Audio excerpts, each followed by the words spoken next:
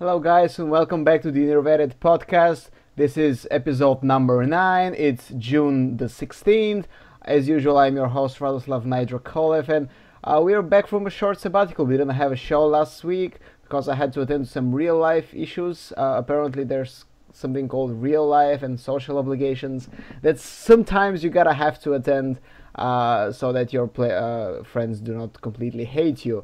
But we have lots to talk about because of this. Like lots of things happened during the past 2 weeks, and to discuss them with me, as usual, I'm joined by my fellow podcaster Chiv, hailing from the States. How are you doing today?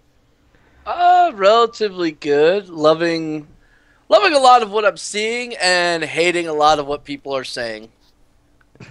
That's that's the Trust me, most we'll be covering that in the topics of the news. Oh that, my god. that's the most generic, ungeneric response you could ever get. Okay. High as a kite and drinking Monster. Have a nice day. That's better. Okay, and of course we have Tim Toy the Bergman once again joining us in the hosting seat. How are you today? Yeah, I'm fine, man. I'm fine. A little bit exhausted after the weekend, but I'm fine. Oh, it was a brutal DreamHack weekend. It was a brutal one. Yeah. But it was fun. It was I always enjoy DreamHack tournaments. I think they're probably the best of all esports. Looking at all the tournament circuits we have, like from ESL and DreamHack. I do cherish DreamHacks more than everything, I believe. But yeah, anyways, we'll just start with a quick news roundup, as we always do. Last week, Blizzard teased the new feature. Just showed us a button and then later confirmed it to be the Team Brawl, Tavern Brawl game mode, something completely different that we haven't seen yet in Hearthstone. And this is something we'll be covering as a main topic further into the show. So we'll just quickly move past this. On Wednesday, last week, Tempo Storms added another player, namely the Chinese female player Eloise, formerly known as Ailu. Now, Tempo Storm haven't really been signing people for a long time now. They've only been losing players.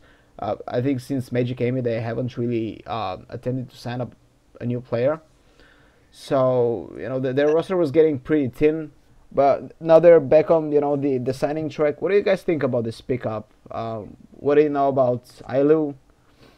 I don't know much about Ilu. I just want to make sure that they did the whole verification to make sure it's not another Magic Amy story. Nah, she is pretty real. She's pretty real. Okay. All right. I don't want to find out later that it's some, 300-pound Canadian with hair for, all over his chest that actually looks like a sweater, because that's disturbing, but, No. no, I have heard good things, about her, so that's really good. She's also probably one of the only female players other than Hafu that's really getting a lot of exposure from this, and I kind of see this as a downside. I'd like to see more females playing in this sport because it makes a lot of these guys very uncomfortable and they fuck up, and I love watching that shit. No, I was. This reminds me, I had once an interview with Trollden, like a long one, and we were actually talking about the girls in esports, and we've been discussing how it's really difficult for girls to get into the traditional sports like StarCraft or CS or Dota, just because they're, well, let's not beat around the bush. They are difficult to play. They do require Their dedication. Yeah, their massive dedication. not just massive dedication, but they require faster reflexes. Higher, well, better physique, better endurance, etc., etc. So not all female gamers can really compete on the same level as male players in this traditional esport. But Hearthstone is the most laid-back esport you will ever find. You only need to be smart. So as long as you're a smart player, it doesn't matter at all if you're a girl or a guy. Well, gender should not matter in any kind of video game whatsoever. However, biologically, I do completely agree with you. Yes. As for Ailu, she was playing. She was the 5th seed for BlizzCon. In the Chinese, she came one match short of qualifying. She recently made an appearance in China versus Europe season 2. So she's a really, really great player. In China, and to be consistent in China, which has like an enormous population of players, it's admirable. So I feel it's an amazing pickup for Tempo Storm. You know, of course, it's a mix of a PR signing plus she's actually good. So yeah, I Well, I think think it'll be great. I think it'll be really great. Like I think the same. Like of course, like if Timberstorm signs someone, it's of course also always a little bit PR sided, right? I mean, like do not expect them to pick up a complete nobody. So yeah. I think that's a smart pickup, like to go into the Asian market as well. But they already tried with Magic Amy, which didn't work out that well. But I think that it will work out better this time around. All right, all right. Speaking of signings, Root Gaming expanded a bit more as well. They signed Teray, who finished top 8 in BlizzCon. So Teray hasn't really been active since, Team Magic Gaming fell No. apart. No. Oh, we're kind of in the same circle of discussion here. So, Gee, it's like we almost planned that. yeah, it's like I made this entire script just to circle jerk on Magic Gaming, but. Well, I haven't really seen much of the race since BlizzCon, and all I know from him, about him is that he's really good on Rogue. Like we cannot really know, we don't really haven't seen him in that many tournaments, but probably now on Root he will start appearing more. Like I almost thought that he dropped competitive Hearthstone altogether. Well, yeah, when you don't see a person's name for a while, you kind of think that. So, but I'm actually happy to see him go to Root because Root's got Astakaka, and we know how much I love cheesecake.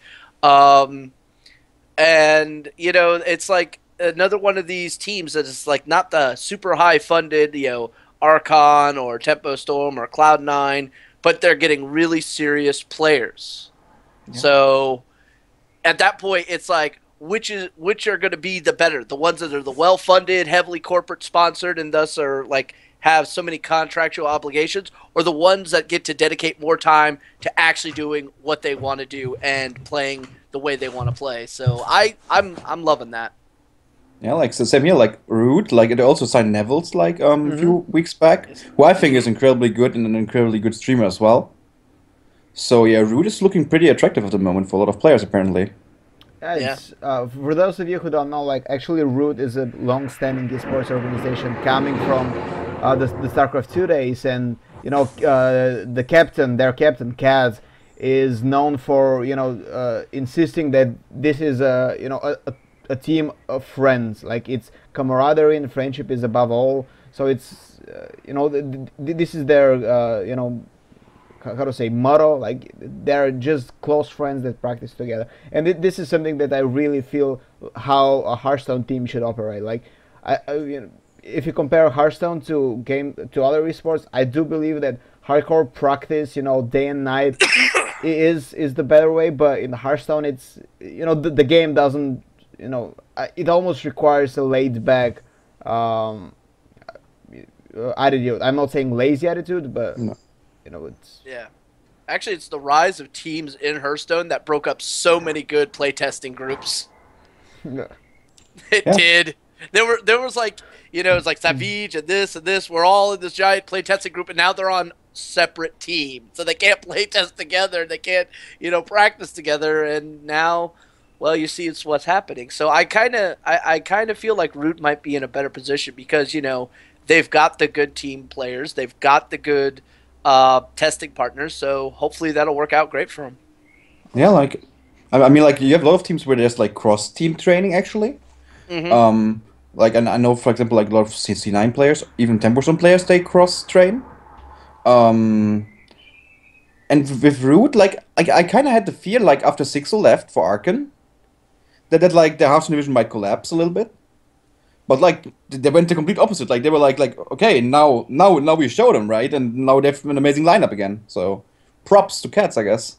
yeah. Hell yeah. Yeah. He isn't a person that he will just let a team die out. Like he will try to keep the guys together. And this is the feeling I get of Cats. But anyways, moving on from signings, we had the first week of HPL completing. So HPL is the new league run by PvP Live, which ended up, started as your usual long-running league, but it had a couple of twists. Now we know that the guys are, the players are allowed to change decks between games.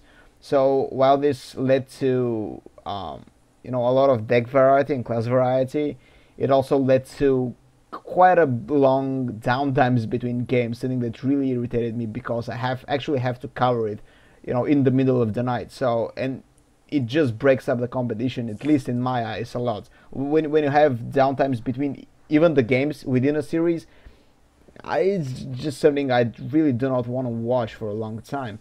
But no, apart from that, for better or worse, the HPL League became some kind of a meme with the blowback thing. So again, to fill you in, the PvP Life is actually having this awesome. They build a new awesome site where they track a lot of statistics from Hearthstone matches and Hearthstone players, and one of their statistics is called blowback. And what blowback actually indicates is how much damage you take on your own turn. So naturally, warriors and warlocks have a big blowback, and other classes that are not weapon wielders have a low blowback because they don't attack with their heroes. So, but just the name of the statistics blowback kind of caught up, and people are making like regular jokes now. I saw a couple of jests during the DreamHack summer stream. I did too. What are your guys' impressions from HPL League? Is it on a good production level? Do you like it? Because I know, like, let me ask you, Chief, because I know that you value production quality above everything else. I do value production quality above everything else, in all honesty, because you could have like all the stats in the world, which I'm a stat guy. I love stats. All right, being a tournament organizer, running events, you look at stats constantly. I love that. But from a viewer perspective, I could give two shits less about how many stats you're giving me. I want good quality entertainment, damn it. I want a good caster. I want, exciting matches. I want probably more than I'm ever going to get. But I think that if you're going to do something like HPL, you've got to focus on that production. And in some aspects, I think that they've nailed it a little bit, but there's still room to grow. Yeah. Toide, what do you think? Yeah, like I'm with Shifter. Like, it's a kind of new thing. Like, right? Did people have actually do anything with Hearthstone before? Not that I know of. Yeah, they did Tavern Takeover. Okay, Tavern Takeovers. Yeah. Okay, yes, Tavern Takeovers. Yes, but I mean, like, it's always just you start a new series. It's always something new, and I think we should give them more time. I think like they will probably do a good job. So in the end, so yeah. I mean, you're gonna have a teething process where hey, you guys are. You're not at your mark yet. You can get there. You just got to keep trying. You got to see what works, see what doesn't, find your efficiency. Not everything's going to be perfect right out of the gate, and that's one thing I think, like Twitch chat needs to understand. They're the most brutal people I've ever seen. Them you're asking too much from Twitch. Yeah, I know, right? Don't witch hunt, guys. Don't witch hunt. I actually like the league a lot. I like that it's from studio. I mean, the Tavern Takeovers were from a studio as well, but I feel the Admirable and the other guy whose name I completely keep forgetting all the time because he's not really a Hearthstone known name. But I think that they pair quite well. It's entertaining. I felt that the first day was like Admiral was way too hyped for Hearthstone games. Like it was actually like commentating like a CS:GO match. He was on this level of excitement, which is come on, buddy. It's a card game. Like it's Hearthstone. We've seen this match hundreds of times. It is, but there are certain circumstances where you're like, oh, he's playing Nefarian. What could pop out? Yeah, could this be the game changer? That's kind of how he was going the whole time. I was like, what the fuck? This is like watching soccer in Spanish. Come on, Chef. Americans and soccer. Football. Fucking FIFA corruption. Fuck off. Again, a real life HPL, I do believe that they should tone down the statistics mentioned because I feel that just making up statistics for the sake of having statistics is not really the best thing you can do. Like, this has really been bugging me, and I might come out as a dick because I'm bashing on HPL stats because my site also runs the statistics. I was about to say, it seem a little petty. So I don't. Again, like I adore what they did with the graphic. Like I actually genuinely envy them for the work they're putting up. But I just feel pity about the guys that are tracking every Hearthstone match and they're tracking statistics that don't mean shit. I mean, because I love that. For example, I would like to see something like the average game time of a player. That would be something cool. Yeah, Like, then you can make conclusions about, oh, this guy is a more control player, or this guy is a more aggressive player. But mana utilization. What does stats like mana utilization say? Tell us. Like basically nothing. Like if you have a low mana utilization, that means that you're not using your mana on the curve. But this can mean 1,001 things, including you're playing control deck and you're just hero power passing, or you're just misplaying, or you're drawing bad. So, or you're in a combo deck. Or oh yeah, you're like in a shaman. combo. Yeah, exactly. And the blowback thing, like it says nothing besides, oh, he's playing warrior, or warlock. These were like the blowback classes. This is statistics that you can just show by, oh, this guy played so many warlock decks, and of course he's gonna have like a high blowback. So I kind of feel like they based a lot of their stats off like preconceived notions that certain streamers have put out there as being an important factor, when in all honesty they're not as important as they think they are. Yeah, no minion skill. Like again, it's cool to see stats.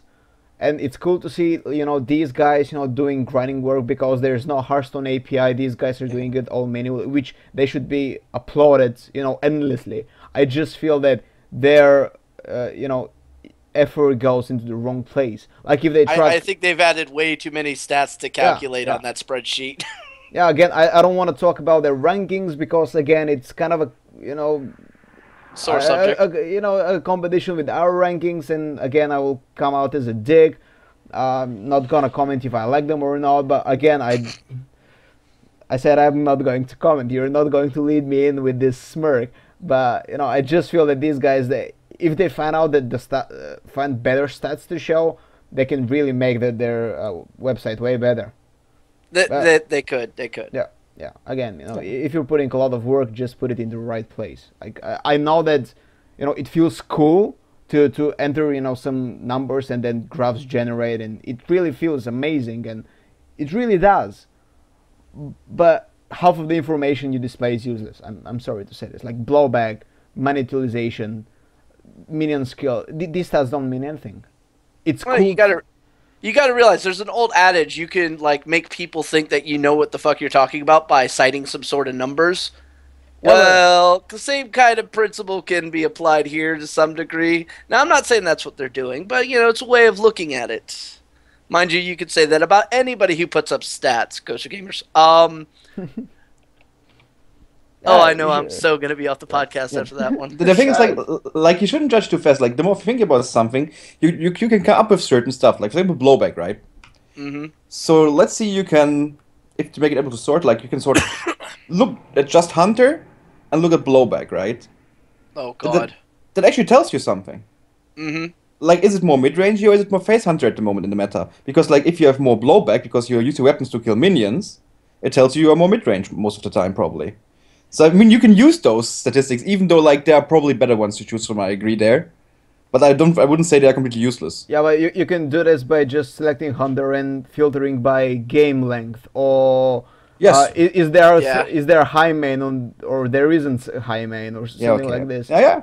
But I was just saying like something like that. I know. But what I want to know is like that whole blowback thing. How does that account for? And I'm gonna say this one card, and I know fucking Tim's gonna throw a little smirk at me here.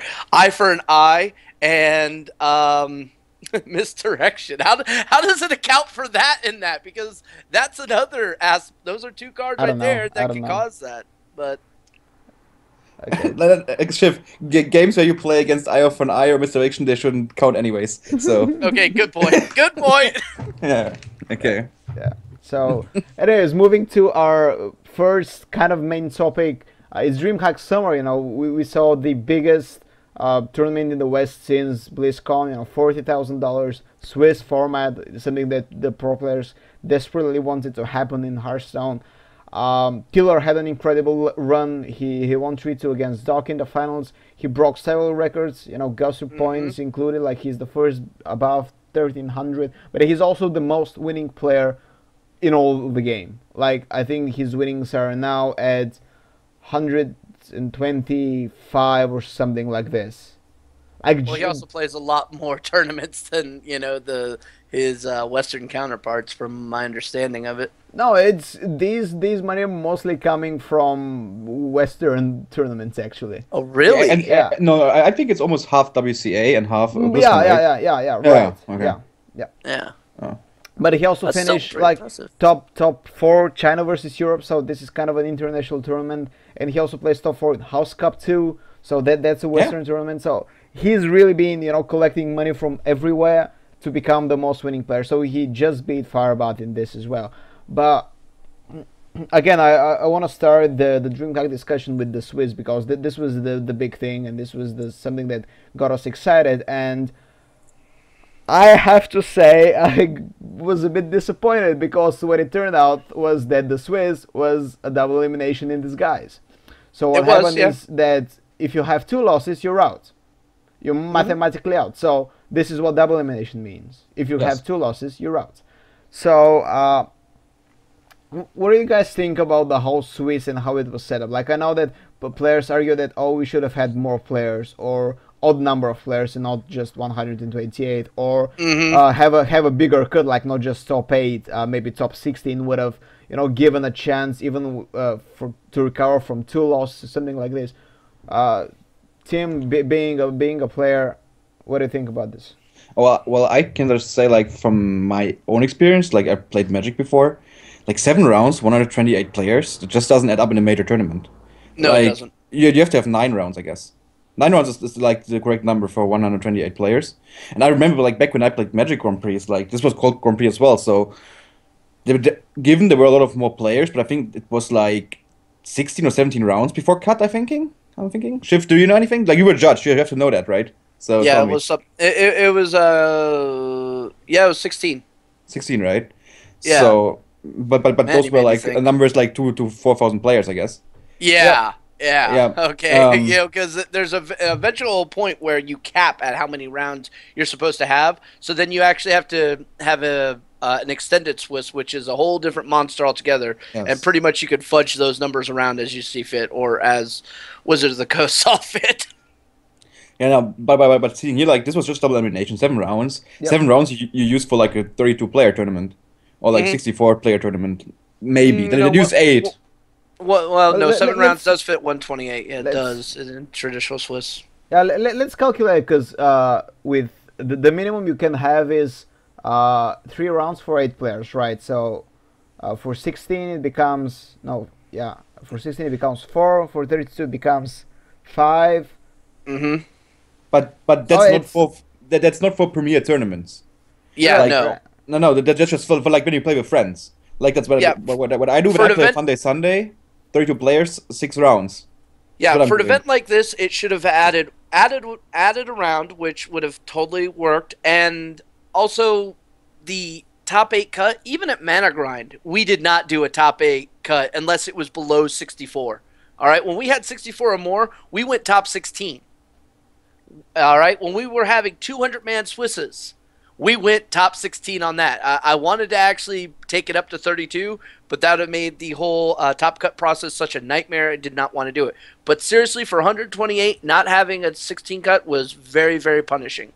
I think like the reason they did not go for a top 8 cut is they just didn't have time. So I know that they actually had to play the Swiss rounds in heat, so because there weren't enough PCs, and we had a colleague at DreamHack, and he said that it's completely stuck there. It becomes a problem during the first 3 rounds, for example, when you don't really know if you're out yet. So not everybody's 2 rounds and 2 losses and drop out. So I feel that maybe the DreamHack guys knew that ideally they want to do more rounds or a bigger cut, but they just didn't have the time, because both days, all 3 days went quite late into the night. So yep. But I mean, it's the 21st century. I mean, like, they already have those BIOC tickets, like bring your own computer. Like, you can have Hearthstone players bring tablets, right? If they want to play. They could bring their phone for fuck's sake. Yes, yes, that's what I'm saying. Like there are options. Like I applaud DreamHack like really for doing a Swiss major tournament. Like I really applaud them. Like I think it's a huge step in the right direction for Hearthstone. But I think like if you have 3 days and you left like their PC is there, right? So like if only like half of the players bring actually a laptop, tablet, whatsoever with them, you can push like 9, 10 rounds easily, I guess. Yeah, I find it a little strange that a pro-am with only 128 players took 3 days to do. Tim, you and I both know that if this was Magic the Gathering, that shit would have been handled 10 times more player count. Yep. I mean, Yeah, well, we know what happens in Pro Tours, like in Magic, in GPs, like thousands, Actually, 20 hundreds, and times. yeah. Yeah. yeah, but don't judge too fast. Magic has like 12-year experience. Yeah, of course, of course. That is true. 22 years now. Sorry, like that back when I played 12 years experience. So And they also had time limits per round, something that Yeah. nobody wants to institute in freaking Hearthstone for some odd reason. yeah, I don't see why. I don't either. Yeah, I don't think we're in a position to really try DreamHack because they are actually the first guys to. It's amazing. Yeah, no, I applaud them for what Yeah, they did. absolutely, It's just, I think they need to take the experience that they got, take the Definitely. player feedback, and reevaluate it for the next time they do it. You know, that's how you're supposed to do this. You take the feedback that you get, then look at your model that you're using, and see where you can improve. And if DreamHack has been doing that over the course of Hearthstone's development, well, this might be the next step for them as well. Like the thing I'm thinking is there was something weird about it. Like draws were 0 points, right? Yep. Yeah. That was awkward. Like Yeah. I was just looking at it. I was like, okay, Yeah, this looks awkward. draws and losses are 0 points, so you could. It's Like, there was weird. It's weird. You cannot really make the math that a lot of Magic the Gathering players do.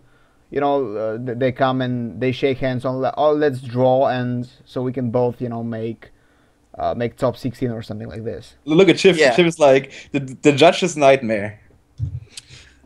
It's a topic we were never allowed to actually discuss. No, I'm not even kidding on that. You're not supposed to discuss this if you were a DCI back then. It's like, look, we know it happens. It's supposed to be discouraged, but we don't talk about it. Really? Because there's nothing you can do. That's the thing. Exactly. And you never want your judge, your admin to seem completely powerless in that situation. They're always supposed to have a measure of control, but the reality was they had no control in that aspect.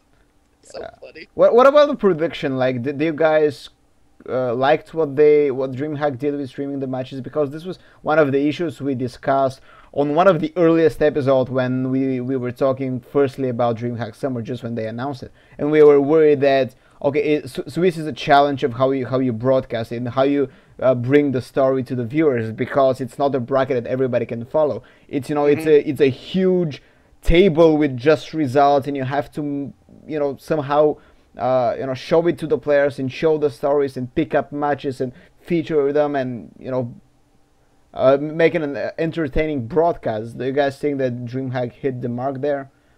Well, I mean, you go first, I'll Jeff. let Tim. Oh, gee.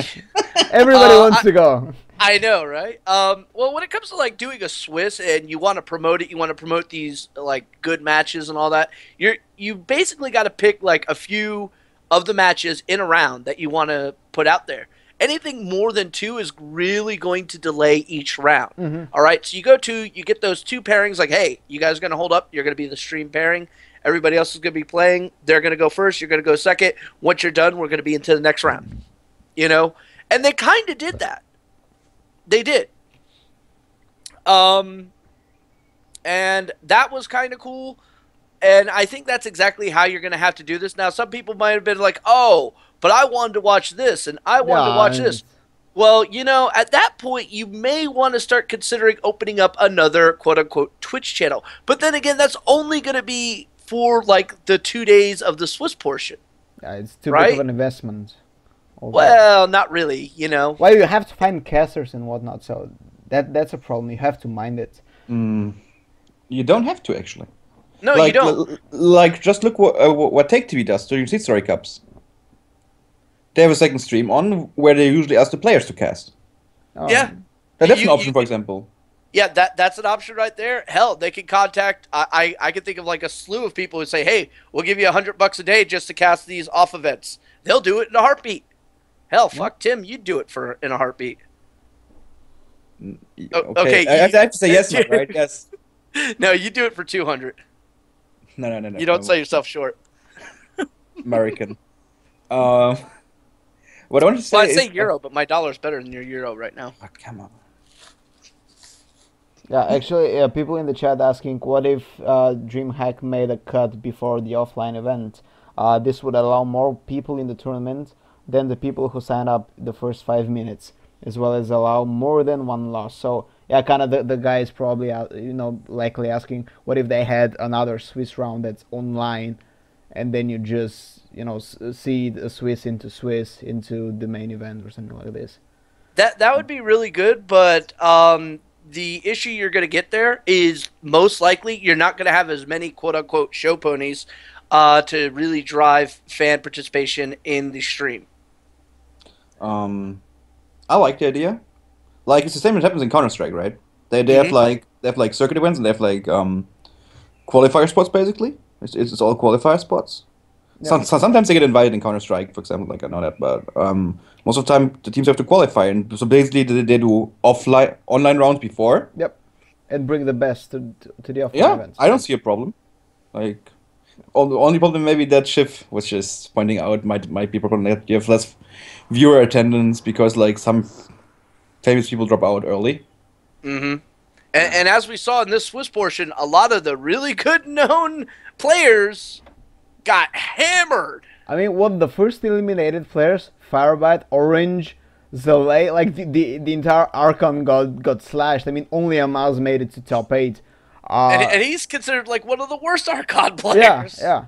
And then, as the tournament progressed, I saw, Stan Sivka, like he's the guy who lives and breathes Swiss formats because he's playing this for a living, at least in Magic the Gathering. And he's been in such a high form, and then I saw him go 2-1 win-loss, so he was out by the third round or something like that. It's like, Jesus, like we were not getting any good players. At least he got himself a good team in Luminosity, though. We forgot to mention this, of course. Like, yeah, you didn't check your own damn chat. I didn't check my own damn fucking chat. Yeah, I wrote it. Twice, actually. I can't forget my friends at LG. Yeah, LG's got a really strong team. It's right up there with Root now. They have Stansifka Ignite in Impact. Who I know Ignite from Mana Grind Swiss tournaments. Impact, I'm familiar with. So, I mean, that's actually going to be really strong. Yeah. But yeah, Sivka got, after a strong performance he's had recently. I did not expect it. I expected at least I did top not 8 either. from Sivka. But speaking of players who impressed you guys and who disappointed you, I guess. I mean, we kind of know who disappointed because they're out of the tournament early. But let's talk about the guys who impressed. Who did you enjoy watching and maybe surprise you? Dog and Hawkeye, definitely, yeah. Okay, all right.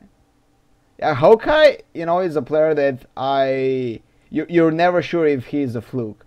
He finished second in China versus Europe, so and then he didn't appear anywhere for a while. So you start wondering, okay, was this guy? You missed something.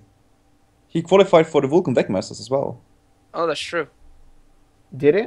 All right. Yeah. Yeah. Okay. But He's still, quite a run lately.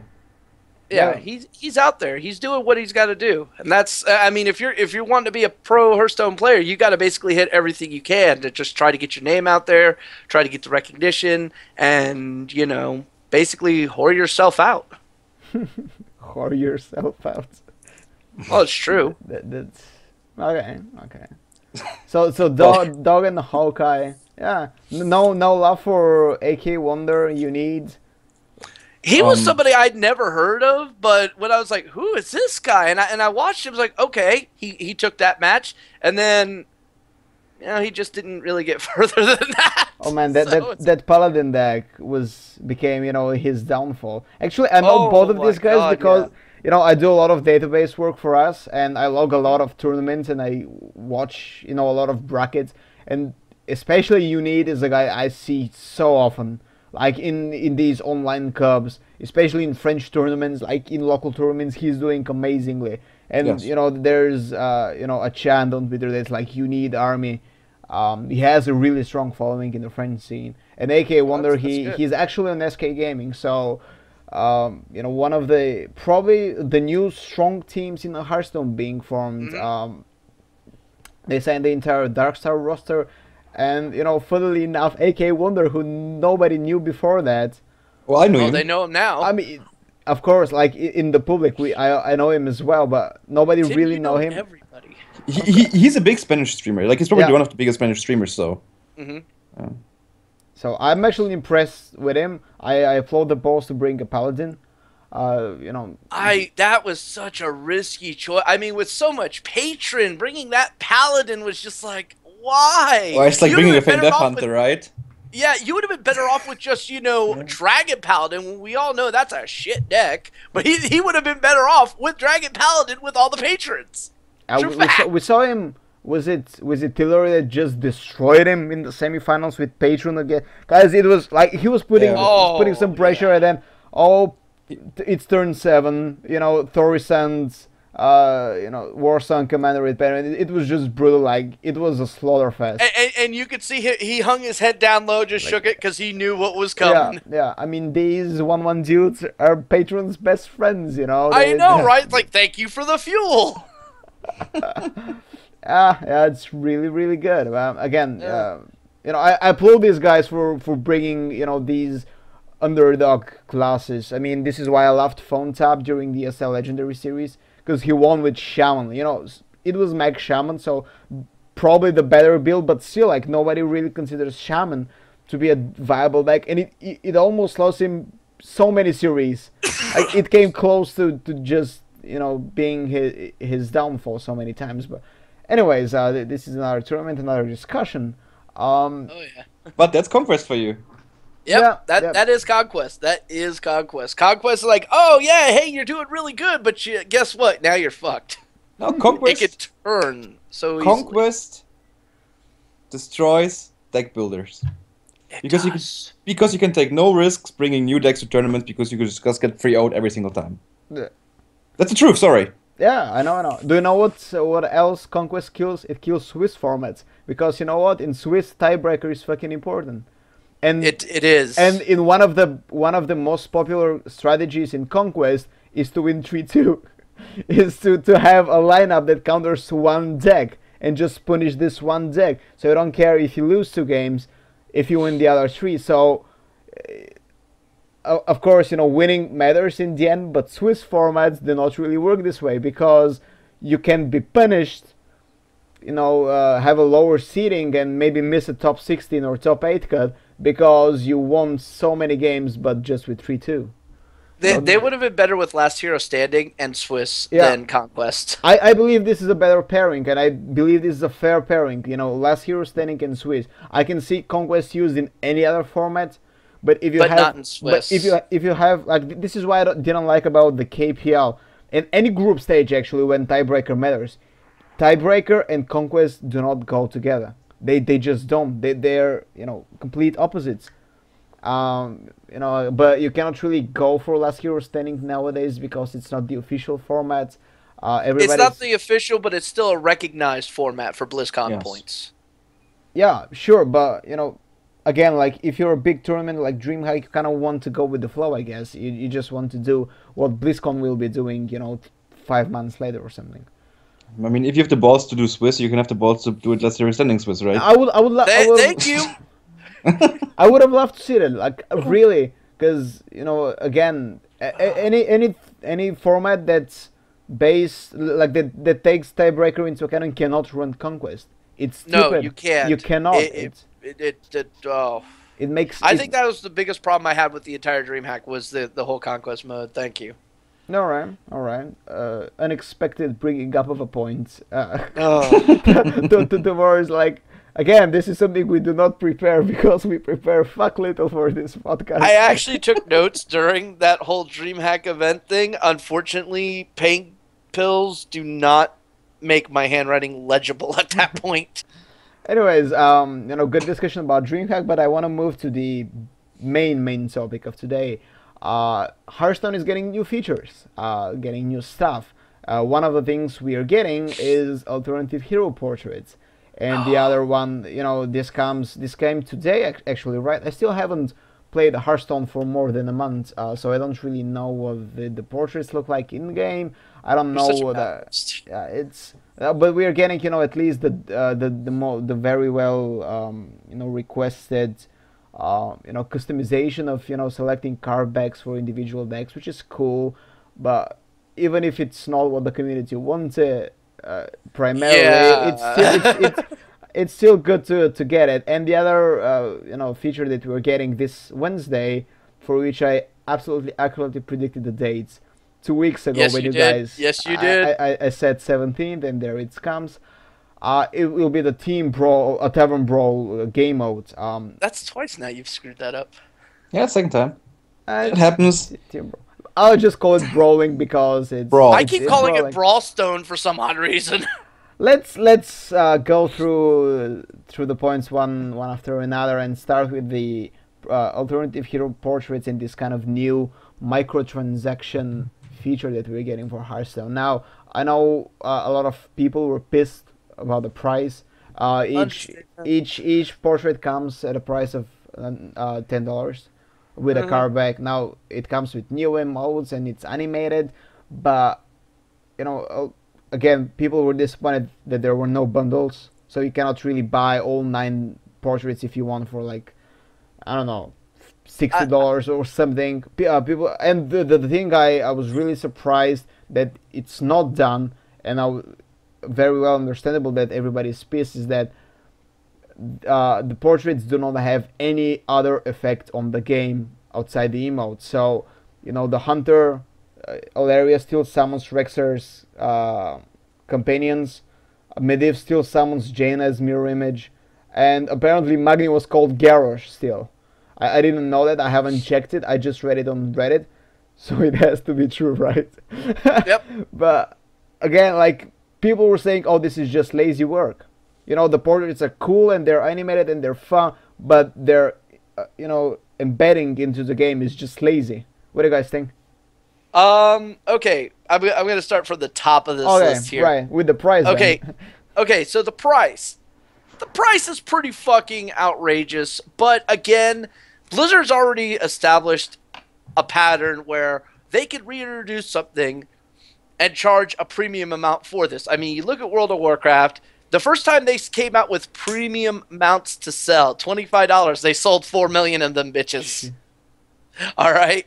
So when you look at esports, you look at League of Legends, you look at CSGO, skins are a part of that. People buy them. People get them because it's their customizations, how they can feel immersed in the game. So as this game is now becoming, quote-unquote, an esport, they decided, hey, let's take something that works in another field and apply it here. And they're probably going to make money off this. It's a cosmetic feature. You don't actually need this. This is a concept that I'm just constantly boggled every time I read the forums of people bitching and complaining about this. $10 and I can't get it with gold. And I mean, there's a myriad. You go to like Hearthstone, you go to the official forums, there are just so many complaint threads on this. It's disgusting. All right? Now, is it worth the value? Hell no. You're literally paying $3 for a portrait, or actually $3.33 for a portrait, $3.33 for some emotes, and $3.33 for a card back. Their interactions, yeah, I kind of feel like they kind of screwed up there. Animal Companion should summon 3 different minions with the same stats. Mirror images, again, same thing. What I really want to check out, and I have yet to get my hands on this, but I'm going to, is whether or not if you've got Alaria on and somebody plays Sylvanas, does she go greetings sister or something like that? This, yeah, because Malfurion and Illidan, greetings brother, you know. So I want to know if they did this, and I can kind of agree that they missed out on something here because there's a certain lore immersion that people who play Hearthstone sort of expect. Like when you play Bloodhoof. Garrosh, you are not fit to lead the Horde. All right? That's part of the lore. Well, I'm sorry, if I play him and it's the damn dwarf, if he doesn't say something like, "Oh, you're shiny and sparkly like a diamond," then there's something off with that. Yes. So that's my little piece of rant there. You don't need these things, guys. Don't throw a shit fit.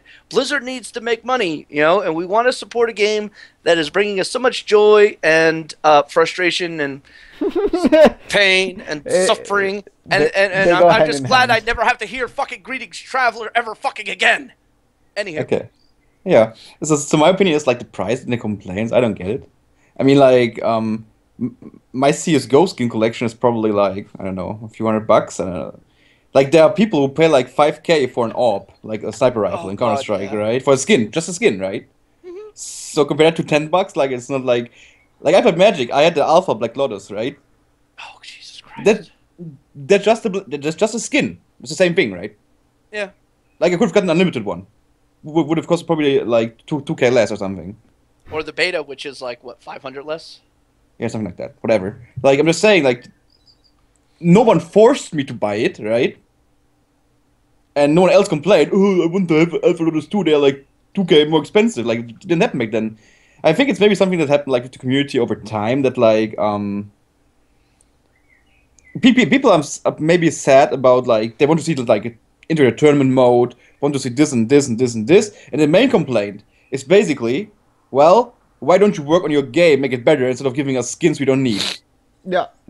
That's the message, right? Yeah, and then they justify everything like, it costs too much money, blah blah. But in the end, the frustration just speaks that they want to see something else.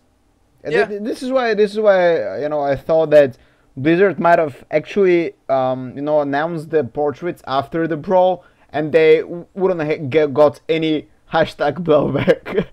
they wouldn't have gotten any of it. Yeah, because you lead, because you gotta lead with the big feature, with the brawling, and then you say, on top of this, we're just giving you portraits. How much they cost? It's $10, but brawl is free, guys. It's fantastic, and that's great, and then we can buy, save from brawl because it doesn't cost money, and put it in portraits, and everybody will be happy.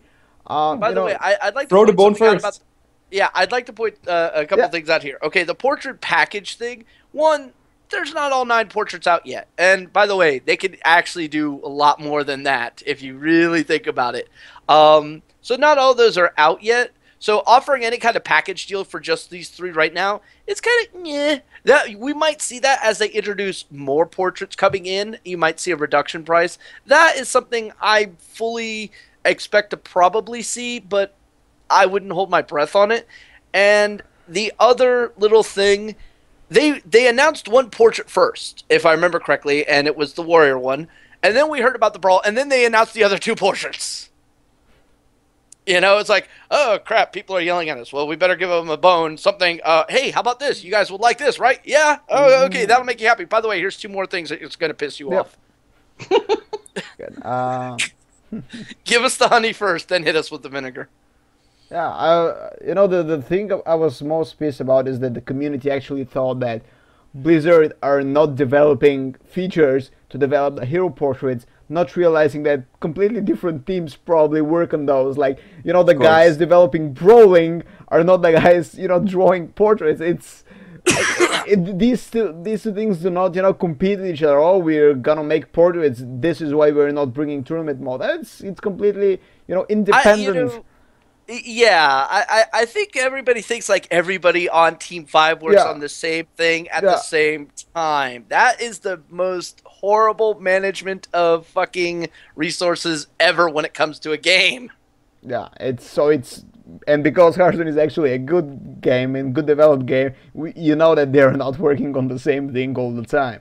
So no, their development team has increased how much over since like CBT? Yeah, a shitloads, approximately. Yeah. But then again, like when I think about cosmetics, I always think about how Valve do it. And something I absolutely love about CS:GO and Dota. And mind it, I don't play either of those games. So you mentioned CS:GO, Team, and for those of you who don't know, both games are on Steam, obviously, and they have huge community markets where people can actually develop skins. They can develop, armors for Dota heroes, weapons, all this kind of stuff, and they offer it to the wide public so people can buy them, and then Valve takes a cut, and this is one of the things that made Valve incredibly rich.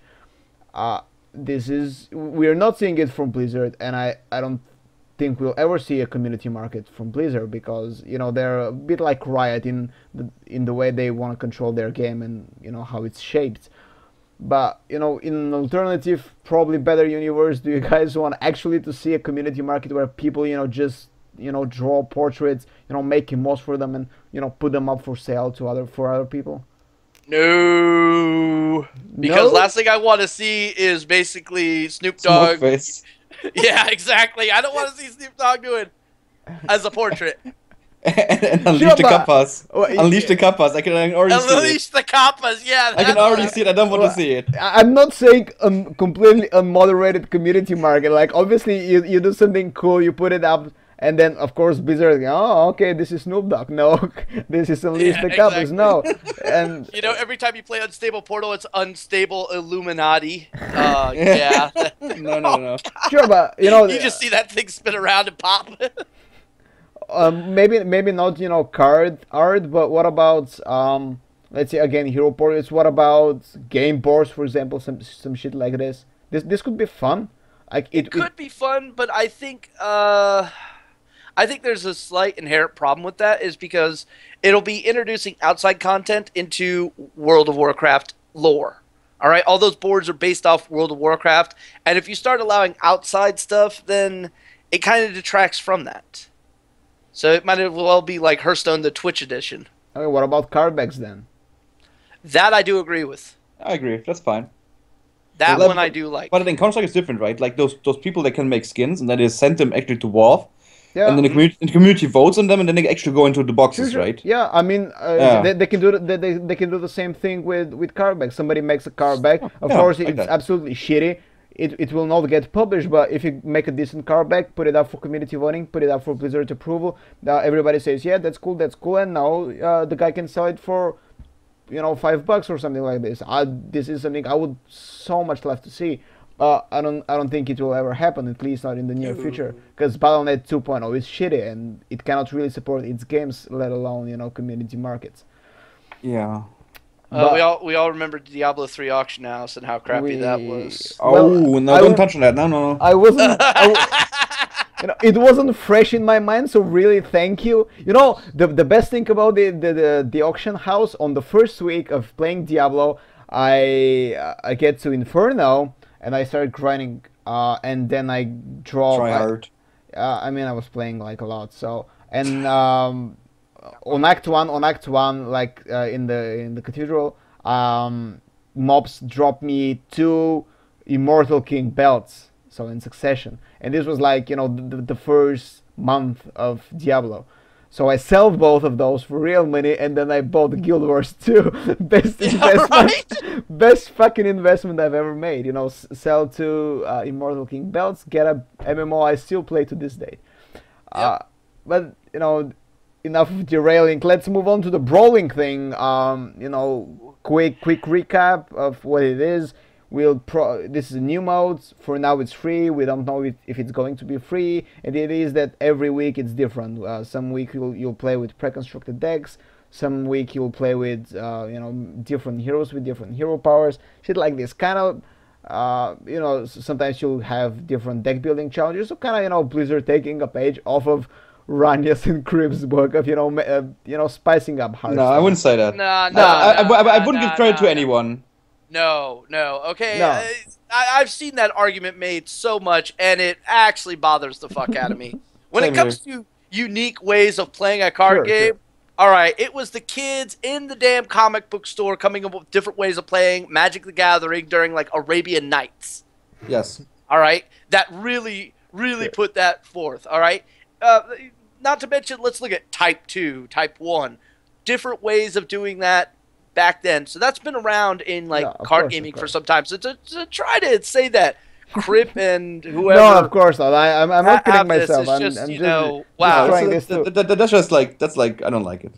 I mean, I did it before. I wouldn't take credit, so. I'm just whistling your genius, guys. Come on, you're taking this way too serious. I mean, that's like saying, fucking Raynad invented Zoo. Well, he did. Well, he did. Read everything, so it's fine. Oh, that's true. I always forget about that. That's You Forehead dominates all. Anyway, on paper at least, like we'll see it this Wednesday, so tomorrow actually. Probably not the best time to talk about it on a podcast when it's just a day away. But at least on paper, do you guys find the idea fun? I think it's a great idea. It's going to break up the monotony of grinding the ladder, which is something I think we actually need. Also, I see it for something else that a lot of people have kind of overlooked on this. This is going to be their test bed for a lot of design card concept ideas. All right? So, yeah, they could invent cards for each expansion, all that, and they could also do the playtesting and all that. And as Ben Brode has been saying in that little, response to Kriparian's bad cards don't need to exist video, there's a testing phase in order to make sure things work and, how well it's going to be balanced and all this. Well, congratulations. You just now tapped into, what is it, like a 20 million player fucking testing pool with this. All right, so now you've got us as guinea pigs running the maze for them rather than them having to test their own mechanics and seeing how well they work. Yeah. So I see that.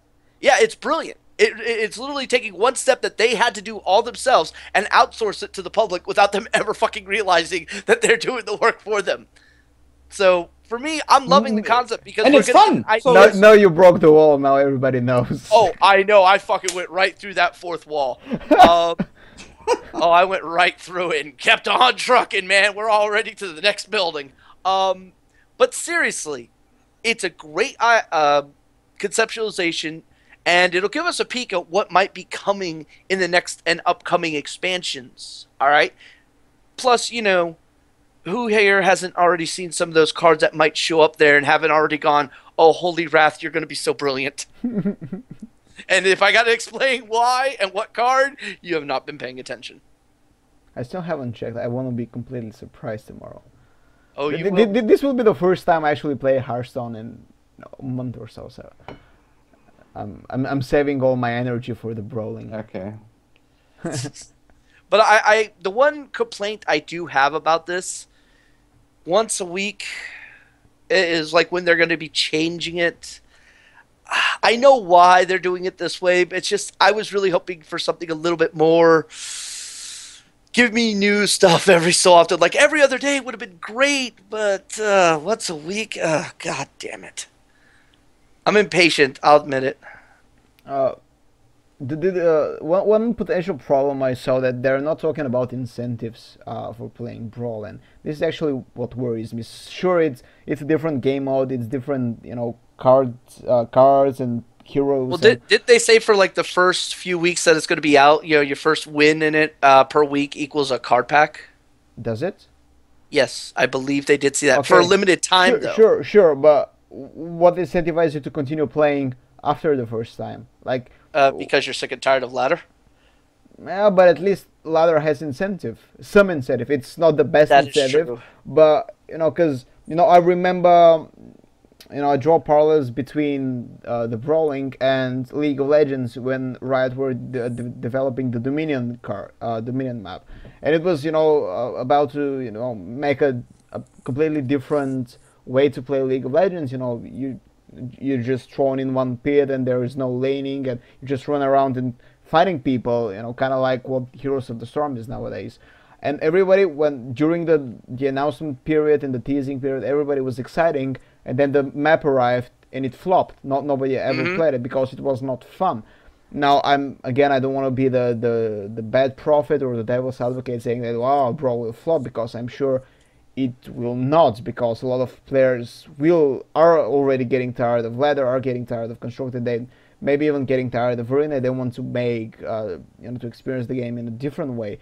But do you think that without incentive they can keep the players doing it every single week, Tim? Okay, so let's see. I think probably 99.9% of the players actually play the game because they want to have fun. And if they make the game with fun, I don't see a reason why it should stop, even if they have less incentive. All right. I agree with you in principle, but in practice, no. Um, what I honestly think is that inevitably people want to be rewarded for the time they invest into something. All right, when you're grinding the ladder, you're rewarded with rank. You're rewarded with gold. Gold buys you packs, buys you arena runs, whatever, so you could grow your collection, gold it out, whatever. What I think that they may need to look into for the brawl is once they get past this, one pack per week garbage, um, is either expanding the cap on the gold generation that you could get from playing the game a day to you're still going to be at 100 gold just for grinding regular play modes and whatnot. But on Brawl, you could get like another 50 gold per day off that, or start making it dust. Let players be able to earn dust. Give them 50 dust every 3 matches. That way they can grow, and then you cap that off at like what, 250? No. All right. That way they can actually buy cards, build it. Because the one thing I look at Brawl is this is going to be a great introductory experience for people who don't have a huge collection. Make this their grow mechanic to help new players out. That would be something I think would be great. Yeah, because my colleague Nomix is saying that from what I think, a lot of ladder players will play 2 games of it and then stop for the week. You're going to try it, have fun with it, and nothing to gain will get people bored of it. And I fully repeat his sentiment, because I know that a lot of players will try it, but if there's no point of playing it besides being different, I don't think it will keep the players. Again, they'll probably add a daily quest to go and play in the sure, but that's not a long-term incentive. Sure, no, it's not. It's not. I love what you're saying about the dust, and I didn't think about it until now. So, because starting the brawl is probably the best thing a new player can do, because constructed Hearthstone is already at this point where it's so difficult to get into. Like, if you think, it's almost to the point where it's at the level of Magic. Because at least in Magic, it's standard. At least I can start with standard. I have like my 2 blocks, and I can, focus on them. And Hearthstone already has a lot of cards, and a lot of them are so expensive, and then you don't know what to craft, and there aren't people to guide you. There are not like starter decks that are actually good with ideas or something like this. So what you can do with the brawl, and besides turning the player population into guinea pigs, which is, I think, brilliant, if this is indeed, going to work like this. But, give the newbie a fun deck where, he's come to Hearthstone to have fun, right? The newbies, of 2015 do come into Hearthstone to be casual.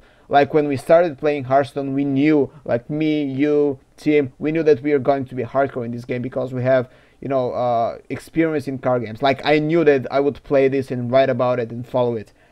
But the new players that are coming today, they're not like us. They just want to have fun, and this can be the fun stepping stone into the more serious aspect of the game, which is constructed and competitive constructed. So give them a fun deck, let them play, reward them with not even gold, maybe just dust, and they can go craft a card that they maybe saw on the Mazu stream. He's playing, Leroy Jenkins, maybe. So if I win 100 brawl games, I might get enough dust to craft Leroy Jenkins, and then you have an incentive. You grind towards a card. This is something I've been doing a lot in other card games. You try to find means to obtain card A, because card A, makes deck B viable. I remember, when I was playing blue-red obliterate control, I was, hunting for obliterates all over the country. So this was fun. I was building towards something, and I was, excited when I got the cards. And I think, the new players are missing this. You cannot really,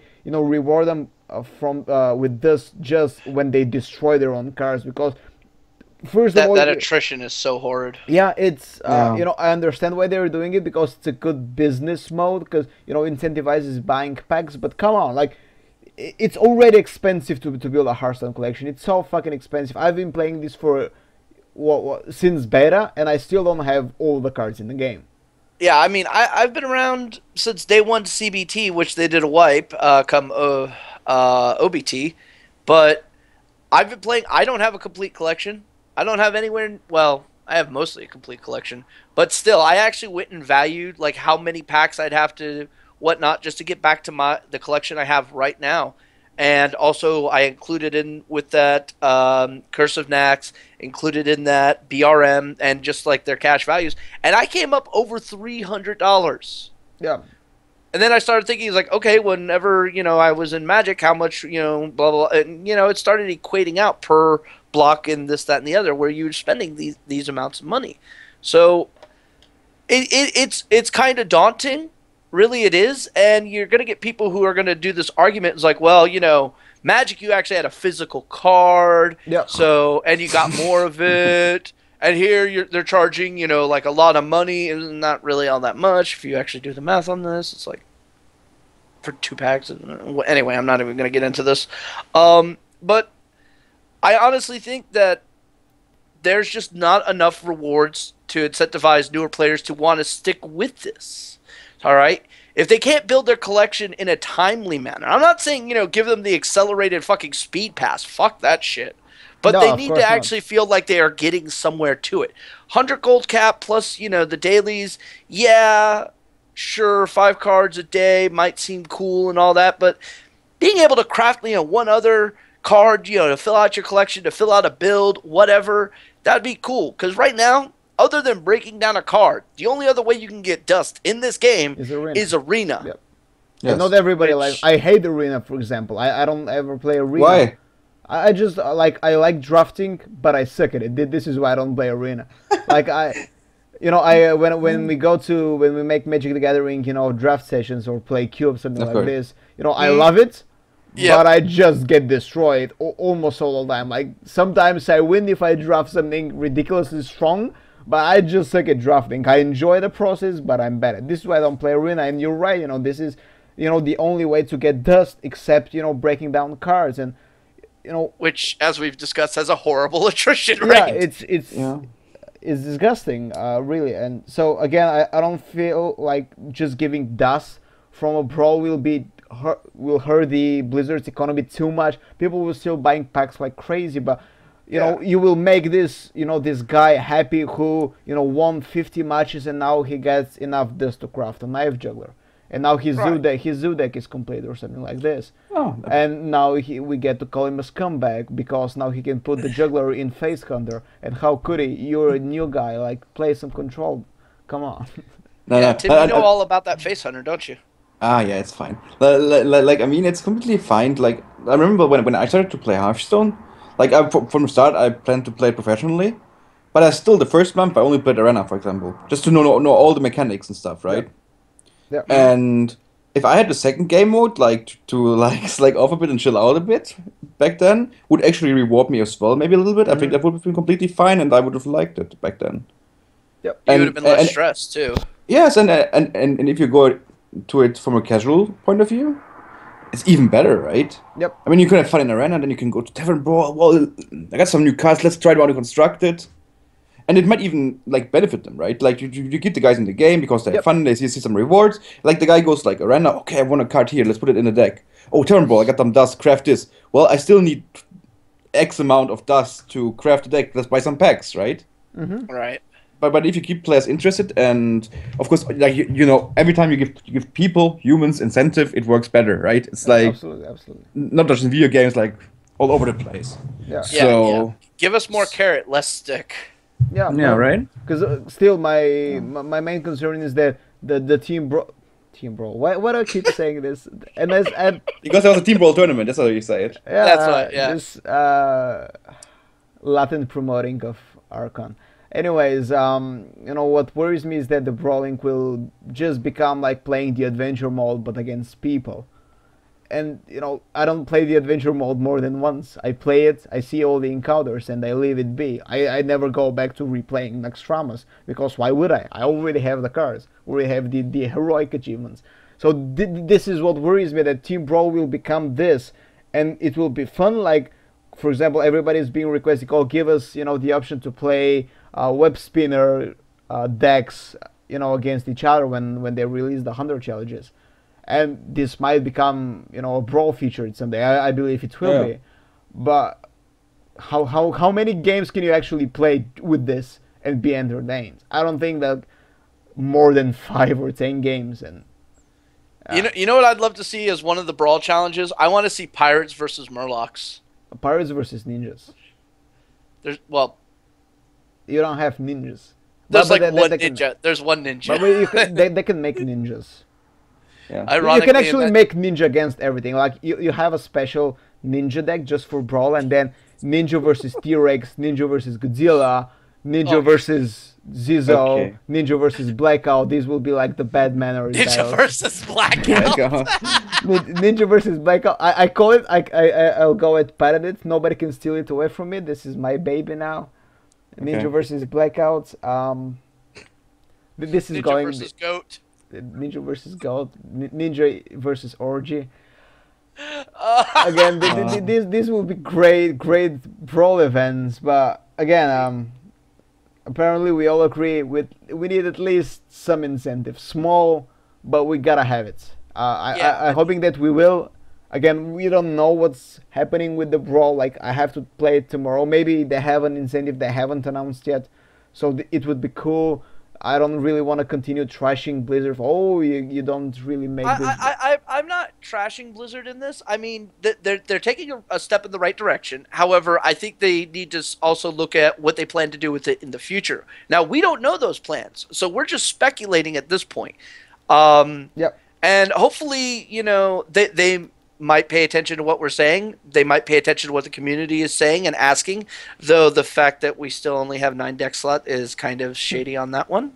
But still, we can hope. They're working on it. At least they're working on it already. I still can't believe one of the devs said, well, more than 9 deck slots would be confusing. And then another one said, no, we don't think it would be that confusing. But you just had one guy say it! What the hell? Oh, God, I love them. I love them to death. They're a circus of comedy. They are, but we love them. Oh, yes. We love them. Anyways, let's wrap up the show because I think we are pushing. We're actually on time. This is fantastic. For once. Yeah, how'd that happen? For once, we are on time. We didn't start on time, but we never start on time. I guess that's because we skipped the LG thingy a bit, right? Yeah, this would have taken 30 minutes of just discussing. Probably. Yeah. Well, I mean, Sifka, Ignite, Impact. Also, that's a strong team right there. I like all 3 of them, but I really want to see Ignite and Impact with their personalities clash inside the team at some point. Oh, that's gonna happen. That will be amazing. I mean, I love both of them, but those 2 working together, that might go off. Might work brilliantly. Do you know how the conflicts will be resolved? Stan Sifka will just bring them to a party because he is a party monster. So he's like, oh guys, you're fighting, let's go to a strip club. So and eat an orange. Anyways, let's wrap up this show. Tim, let's start with your final words if you have any. Where can people find you on social media, whatnot? Well, you can always check me out on my stream and on Twitter. And sometimes you will see me hosting a Shiv even though he doesn't deserve it, but how'd that get there? And thanks for having me here, right, guys? So, it was fun as always. So, Shiv? You can find me at the Shiv1 on Twitter. You can check me out on my Twitch, which, just look for the Shiv on Twitch. Or the YouTube channel, which also has a whole lot of video content that I produce. Also, I want to give a good shout out to my boy Nox and hope he does good in the second challenge stone, which that's coming out soon. We still don't know the challenge, right? No, don't know the challenge. And I asked him about that too. He's like, I don't even know. And he's asking, he's like, well, what do you think I should take? It's like, how am I supposed to help you with this when I don't know what the restrictions are, man? I think they're just telling them like right before the tournament. They don't have. Yeah, I think it's like 20 minutes beforehand. Yeah. They tell you make a deck. Yeah, I'm going. Which he was concerned. Was like, should I go with this? Should I go with something like this? And I was like, dude, you like fun decks. You like using that creativity. Yeah, play to your strength, man. I think he might actually do good because of that. I'm hoping. Might. I don't know. Hopefully I'll find out later today or tomorrow when that's actually going to be coming out. Yeah, it's going to be fun. We'll probably get another episode dedicated to Challenge Zone 2 because Challenge Zone deserves it. But anyways, thank you guys for watching. It was a pleasure hosting it. It was a pleasure having you guys. And producing the show for our viewers. You can find me at GGNider on Twitter. You can find my work at ghostgamers.net. GhostGamersHS is our Twitter. We'll bring you another show on Monday. We'll hopefully be on our regular schedule. We kind of streaming on Tuesday today because we had DreamHack until last night, so we kind of cannot really stream during DreamHack days because we kind of want to watch it. But yeah, I know this episode would have literally been like, hold on. Oh man, that's a misplay. Yeah, so we would have just made commentary talk show about it. So again, thank you to all of you who tuned into the show. We'll have it on as usual on YouTube, on SoundCloud. You can subscribe to us on iTunes as well. Just look for the Hearthstone podcast of Ghost Gamers. We'll probably have some new shows coming up, so it will not just be the Innervated. So if you subscribe to us, you'll get quite a lot of podcast content very, very soon. TM, but until then, this was Nidra. I don't want to make any promises because they fall apart. Again, thank you for listening, and see you next Monday.